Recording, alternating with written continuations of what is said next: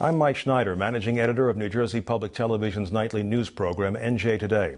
Joining me now is Dr. Vanessa Domine from the National Association for Media Literacy Education and Montclair State University. And we're joined by critically acclaimed author Harlan Coben. His novels always seem to debut atop the New York Times bestseller list, and now he's also winning fans writing for young adults. Welcome to both of you.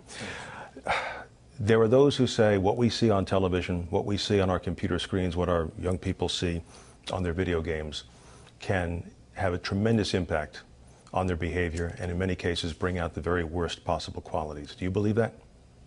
Well, I think we have to look at the research that's been done over the last 50 years, and we have to be very cautious about assigning a particular effect to a particular technology or medium.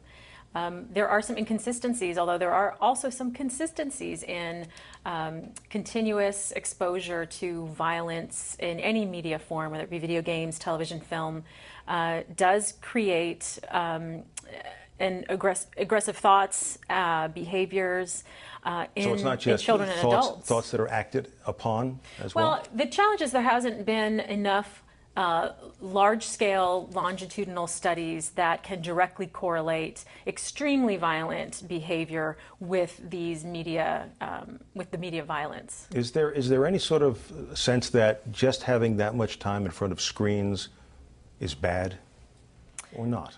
Well, again, we have to look at parental influence, the characteristics of a child, their long-term media exposure. I mean, all of those factors come into play, but we have to be very careful about ascribing a particular effect to a medium. We do know that video games and violent media are part of our everyday life, so everyone is at increased risk for thinking about violence. Well, what should parents be told? What should parents know about that? Is there, I mean, groups of pediatricians have said they think quite clearly that it's dangerous, that there's too much time in front of screens in general, and too much exposure to violence, imaginary violence. Well, I think we have to think of it as an equilibrium, a media ecology, if you will. So parents, for example, need to first of all understand that all children are at risk, and that they need to know that media construct our reality, and how we react to media, even news media, play a role in how children construct their reality and how they think and behave.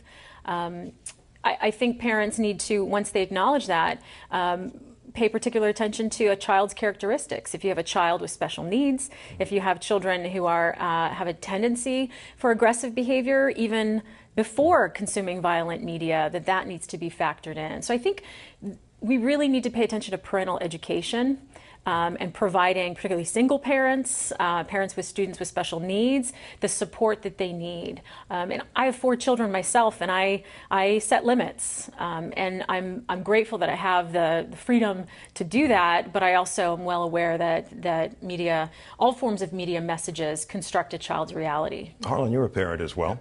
You won virtually every major book award writing thrillers.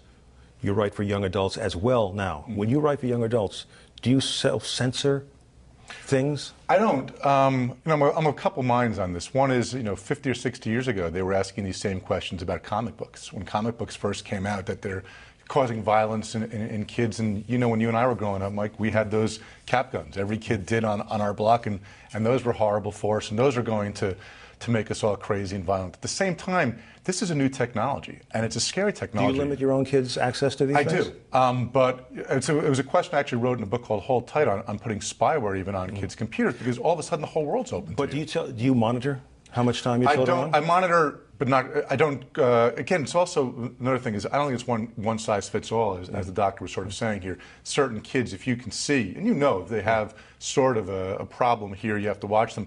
But yeah, but it's not like you have exactly 1 hour a day or whatever else.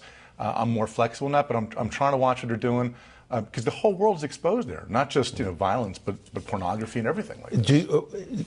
You talked about news media in addition to the fictional depictions of violence as well. Does the human mind, especially a young mind, distinguish between the two?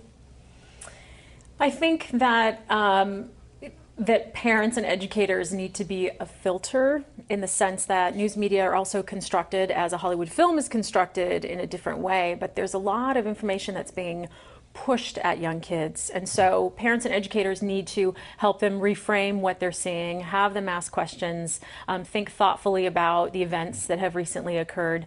And the technology is so great because everything's on demand. Right, so it's a blessing and a curse. So we can selectively pull news media. When do you know? I mean, when should a parent know, this is not appropriate for my child? I think you know a child when they're asking questions that indicate that they are disturbed, that this is upsetting them, and when the questions move beyond what the parent feels confident enough to talk about. What if the child is not disturbed about something that many think is disturbing?